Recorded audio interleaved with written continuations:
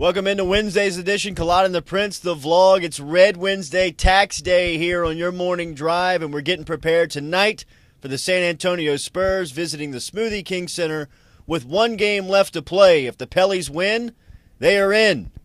Too bad they're playing the Spurs, who've won 11 straight. Prince, bloodbath tonight?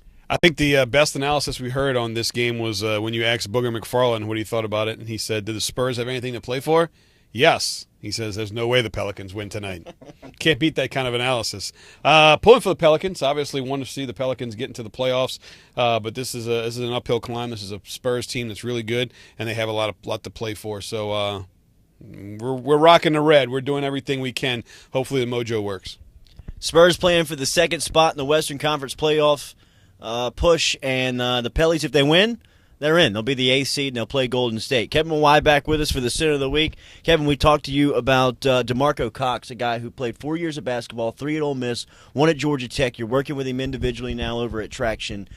He's already signed with a team with Indianapolis. A little bit about his story and now what you're seeing from his development as he prepares for season number 1 of football. Yeah, he was a top 50 offensive line recruit in 2010 with 2010 signing class, but loved basketball and had offers from multiple schools. Chose to play basketball at Ole Miss, his home state team. He's from Yazoo City, Mississippi, and played 2 years, redshirted, played for 4th year, graduated, and by virtue of the NCAA rule where you can transfer after you graduate, went to Georgia Tech, played started the whole season, and was spotted by a scout from the Colts. And they brought him up for a workout, signed him that day. Got to bypass all the draft deals and the NFL schedule because he didn't play college football.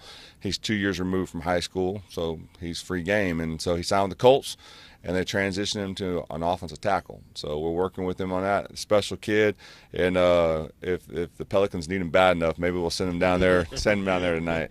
Hey, Ryan Grigson, the GM for Indianapolis. You talked about all the kind of moves that they had made outside the country and kind of thinking outside the box. It's obvious what they're looking for in just athleticism and talent that they can build on. What are you looking at when you get him for the first time to see whether or not he'll be able to play offensive line? Well, I think first thing you look at, what all coaches do, what's his flexibility? Does he bend from the knees or bend from the hips? Is he stiff in the hips? And if he is, what can we do to overcome that? But the difference between these guys that a lot of teams are signing from other countries are skill guys that can just catch the ball and run. An offensive lineman's got to be technically sound in his footwork and understanding, body placement and position and stuff like that, which he has an idea of because he is an athlete. But now we got to transition from basketball thought to actually be very deliberate with his footwork and things like that. And that's what we're trying to accomplish. And he's picking it up pretty quickly because of his athletic background. And he's a Georgia Tech kid, so he's a smart kid. Intellectual kid. He's understanding it. We just try to get it more smooth and more natural. Anthony McFarland was here in hour number 1, and we asked him about the quarterback situation with LSU, and he's pretty spot. I mean, he spoke the truth, in which we knew he was going to do. Yeah, absolutely. It's one of the things we admire about Booger is that he never comes on here and sugarcoats anything. Talks about the talent at LSU at every position on the field, with the exception of quarterback, has been at a level where you can win championships over a long period of time. So it all comes down to the quarterback play this year. I think that when you look at where this team is heading into this offseason, after the spring game this weekend, there's no question we're still going to have a lot of questions about the quarterback position. I don't expect to see anything on Saturday at the spring game that'll lead me to believe that one guy or the other is the answer there.